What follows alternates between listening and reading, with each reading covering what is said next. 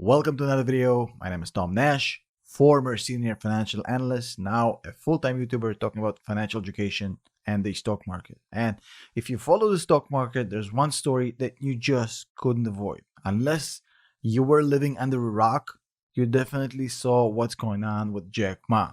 The news were filled with articles basically saying that nobody has seen eyes on the dude since October. Now in this video, I'm not about to get political or angry or rant. It's about making sense of what's going on and talking about the implication of this story on the future of the stock market and especially the Chinese companies.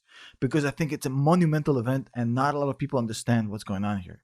But before we get to my analysis and my opinions, let me just make something clear. This is just my opinion, might be wrong, maybe the ramblings of a madman, who knows, do your own research, allegedly, blah, blah, blah. Now, here's the thing. For years, we kept hearing this theory about China, which made a lot of sense. Well, they're communists and they're not really liberal and there's not a lot of human rights, but the economy is completely free. And it's kind of self-contradictory. How can the economy be completely set free with no other human basic freedoms being available for these people? But the market has adopted that theory and a lot of you have put your hard-earned money into Chinese companies over the years, and so have I. NEO is one example, but there's a lot of more. Xpeng, Li, and of course Alibaba. Now, Alibaba is pretty much the gold standard. That's the Amazon of China. If you can compare it to Amazon, it's a giant in itself. I know a lot of people are going to hate on me comparing it to Amazon, but whatever. It's a big ass company that does a lot of big ass things, and the Chinese government is really proud of Alibaba. That's their winner. Whatever you want to say about Jack Ma, I know a lot of you will bring up his debate with Elon and how embarrassing that was. I get it, but the dude has made a lot of money and created something incredible. Now, here's the thing.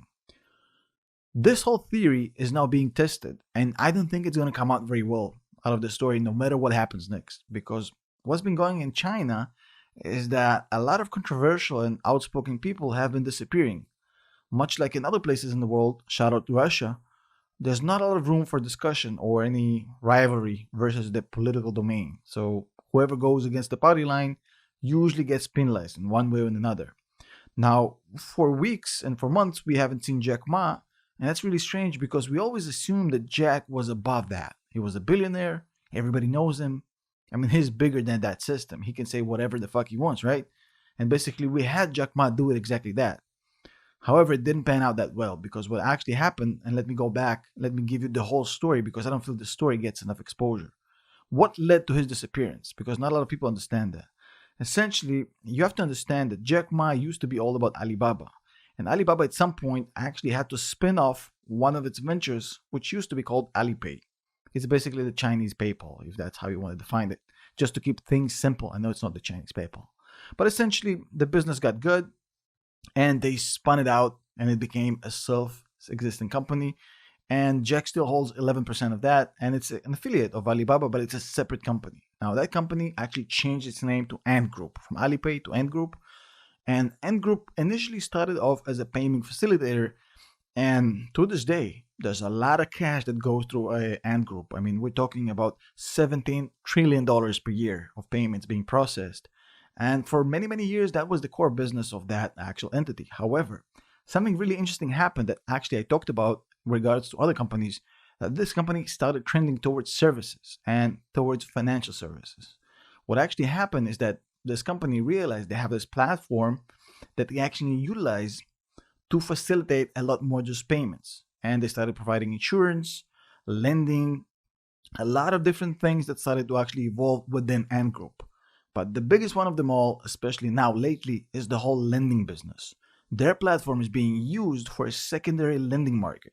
We're talking about $290 billion that went on last year within lending inside the system. Now, here's where the government comes in, because to this point, we always knew that the Chinese government doesn't get involved with the economy. You know, the theory was that the Chinese government is in its lane, the economy is in a different lane, and they just let it run because it's so good. Why would you fuck with something that's successful, right? However, much like the scorpion in the story about the turtle and the scorpion and crossing the river, sometimes people just can't help themselves. And this is exactly what went on here. Now, what happened here is because Ant Group actually started creating a massive secondary financial market which was unregulated and uncontrolled by the Chinese government, that scared a lot of people within the Chinese regime. And I mean, I get it. This is a regime that's based on control and on regulation. Not for the reasons we think about, but for the reasons they want to keep things under their thumb. And here we go. We have this massive, almost 300 billion system of money switching hands, and nobody controls that. We can't regulate it. We can't actually have our people see what's going on there. The Chinese government freaked out, and rightfully so, based on the way they see the world. And they basically started pushing Jack on actually cutting down on this. And I'm not going to make this into a super complicated explanation, but essentially, they came down on Jack and say, hey, dude, you have to chill with this shit. This whole stuff can't go on. You can still facilitate payments. You can do Alibaba. You can do your thing. But this whole secondary lending market, it's not going to happen. We are the banks. We control the money. There's not going to be a second unregulated system here under our nose. No way, Jose. Or rather, no way, Jack. And basically, at this point, he had two crossroads. One would be to go down the path of usually how people deal with the Chinese government and to comply. But as you all know, Jack Ma did not elect that route. In fact, he went the opposite route. Instead of not accepting the terms, he literally went out and publicly criticized the Chinese government. Basically came out and said, hey, I'm bigger than the system. I'm bigger than you. I can say whatever I want. And you guys are overregulating the market. The market needs Ant Group. It needs these secondary lending markets. You, the Chinese government, are doing a disservice to your people by overregulating this important market. Hey, I'm not afraid of you. Your move. Well, they did their move. And in fact, you know what happened next. They killed the Ant IPO. Ant was supposed to go to IPO, and it was supposed to be a mega blast. This was supposed to be a $300 billion valuation, giving it $35 billion in fundraise, giving Jack 11% of that, making this dude even richer than he was before. However, last second, the Chinese government stopped, halted, ceased, whatever you want to use, Ant Group going public. Basically making up some shit about some stuff of non-compliance and whatever. To make a long story short, everybody knew exactly what was going on. The Chinese government was basically putting a stop to his IPO to show him who's boss. And at this point, we actually thought, okay, well, this is unpleasant. I mean, it's not cool, but the whole story is pretty much over, right? They pulled the power play, and now he'll have to compromise. In fact, that is exactly what I thought. I came out and I made a video basically saying, hey, they'll have to compromise because essentially the government and Jack have the same interest. None of them wants to kill Alibaba. That's a winner. It makes no sense to kill the chicken. You need it. So it's in their both interests to actually compromise. And I believe that that's what's going to happen. However, now we find out that the dude is missing. And whatever you want to think about these articles that just came out basically saying, hey, this dude is just laying low, he's fine. Well, show me the money, Jerry. Where's the dude? Until I see the dude, that thing don't make no sense. Some sources claim that he's well.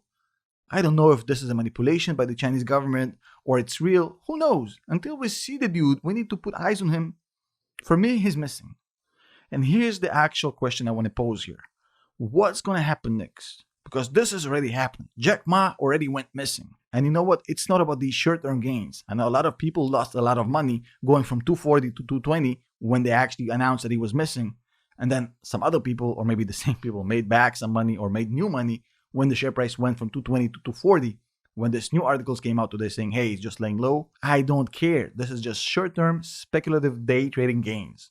Whatever 10-20% you did on the trade, fine. But there's a bigger question here, and we need to answer it. And here's the question.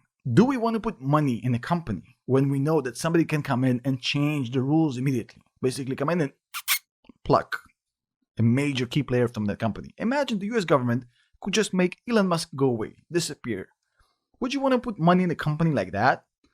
The same thing applies to China. You have to ask yourself the same question. In my opinion, this case is proof that this whole concept of this bifurcated system of a liberal economy, free economy, and a completely centralized communist party life cannot coexist. At some point, they have to collide.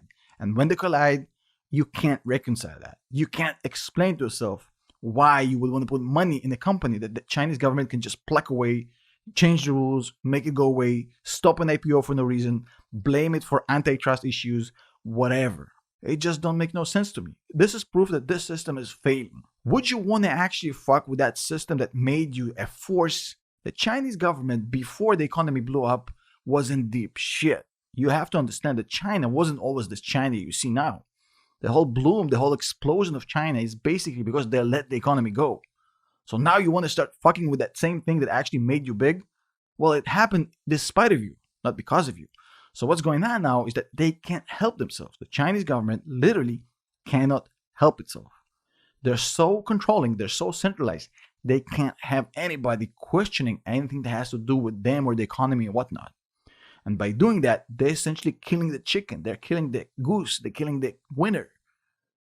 Not because it's a smart move, not because they know it's a bad move, but because they cannot help themselves. You have somebody at the helm that can change the rules, that can make people go away, that can shut down companies, shut down IPOs, and it's not irrational behavior. That person or that people or that organization is not behaving rationally. It's behaving on a different set of rules than you and I understand. That is why I'm not cool with what's going on right now.